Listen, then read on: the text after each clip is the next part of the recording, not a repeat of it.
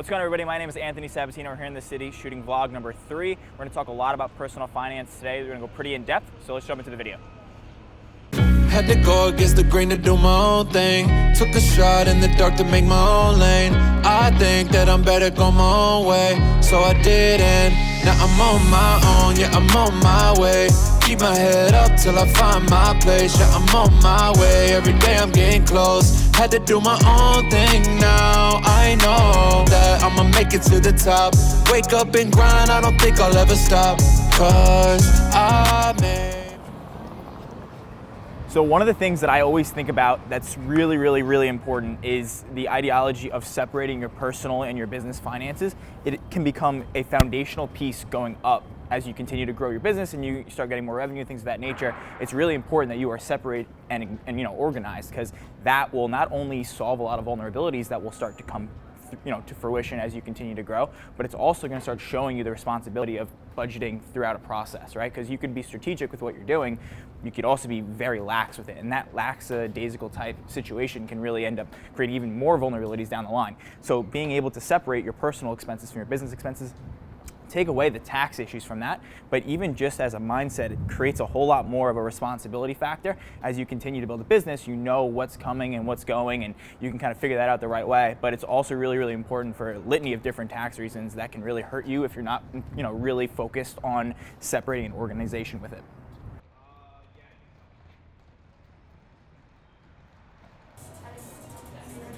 How's it going? Something similar to steak, Oh, got the it. short rib, it's just that it's shredded. Okay. So one of the things with business, especially when we're talking about the finance portion of things, is involving credit into actually making that succeed. So credit's one of those things that have such a crazy, aroma around it. People have this very negative perception and reputation behind what it can do, because a lot of people fall into the debt of it, right? A lot of people fall into that negative realm of what credit can offer, which is obviously an issue. Now, obviously it comes down to responsibility and how you use it, but the bigger portion of how can we leverage it for your business, right? Because as an entrepreneur, as a business owner, you can use credit to make a massive stride and escalate in an exponential way that you could not have done without it, or you can go the opposite route and really hurt yourself and create a lot of vulnerabilities from it. So it's really just a matter of figuring out how you can do it. So a lot of entrepreneurs, especially when they're first starting out, they don't even have credit, right? They're at a spot where they don't even know what they're doing with it, and they're just in a blank canvas state, right? So normally what you want to do there is start out with, just a lower level card, just to get some reputation, some credibility behind your name. And then what you can do is you can slowly build up. Here's the key. When you own a business, though, you really want to start utilizing business credit as opposed to just using your personal credit for business issues. So that can really come back to that thing that we talked about before regarding, separation and organization between your personal and your business banking. When you separate, you give yourself so much more of an opportunity, and plus business credit, they give you a whole lot more of credit line because based on the whole process of they want you to spend money, because when you spend money, you get an ROI on the money as a business. You don't necessarily always get an ROI when you're just an individual consumer with personal credit. So that's kind of the whole purpose of why you want business credit, let alone the organization from it and the separation from it. But all in all, the whole credit process is designed to give you exponential results, right? You can constantly, bootstrap it the entire time, or you can use credit to actually just escalate, and that is really the game, and figuring out how to do it responsibly is the real key. Yeah, no, I'm glad we got on the phone today. So my biggest thing, especially because when we talked last week, I wanted to talk about the paying off debt methods that we were going over. I know we touched on it a little bit last week, but I really want to kind of delve deep on that for you, because that's one of the biggest things with business owners is sometimes they find themselves in debt, whether it be doing the wrong thing at the wrong time, or they just wasted a little bit of money with the wrong strategy, whatever the case might be. Either way, trying to get out of it is definitely key. So I want to take you through 2 different methods really fast. So there's 2 methods to really get out of debt strategically with an actual system. So the first one is called the snowball method. So the snowball method is really interesting because what it's basically guiding you to do through all your debt sources is taking the least amount. So let's say you have 3 debt sources, right? Let's say you have $5,000, $10,000, $15,000. We're going to focus on the $5,000 debt source first, right? So we're going to make as much of a dent in that as possible, while still remainingly taking all the minimum payments on the other debt sources. But the main focus is on the lowest debt source. Does that make sense?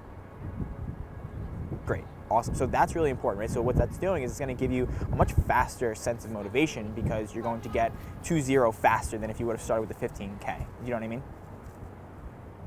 Perfect. Yeah.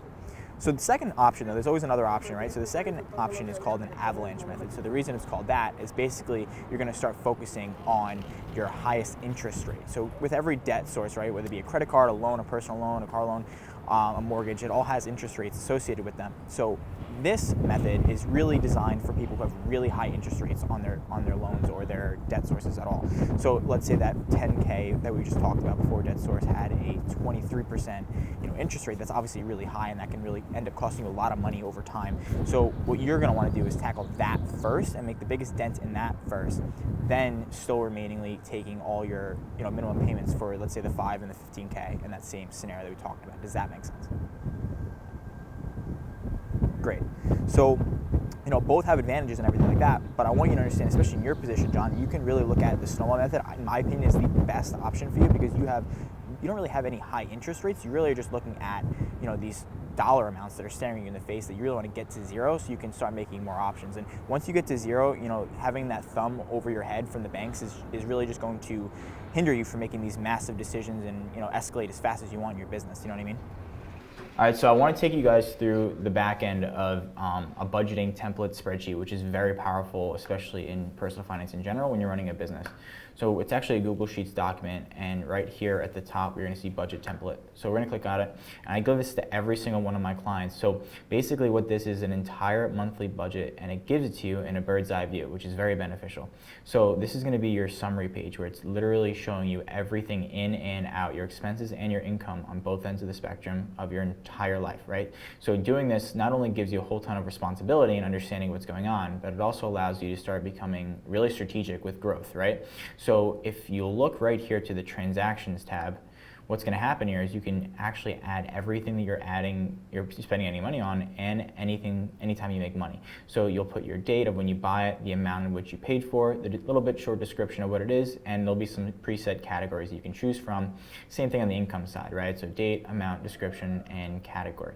So what this will do is every time you log something in on this sheet, it's all going to come back onto the summary page and gives you that bird's eye view like I mentioned before, which is going to show you really in a very simplistic way what's happening on a month-to-month basis, right? So what's really interesting is when we do this consistently over months time, let's say we're in May right now, we can look in June and we can say, okay, in June, what's different from May, right? And we can do the same thing in July. What's different from June?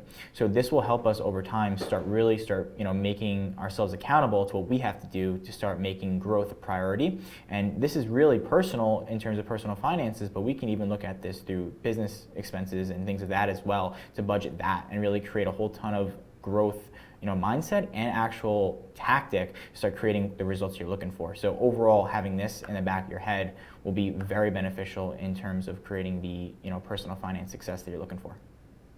What is going on, everybody? Thank you so much for watching vlog number 3. If you have any questions, comments, or concerns at all, please leave them down in the comments, and I'll be more than happy to handle them in future vlogs, if not the very next one. We have a great day. I'll see you guys soon.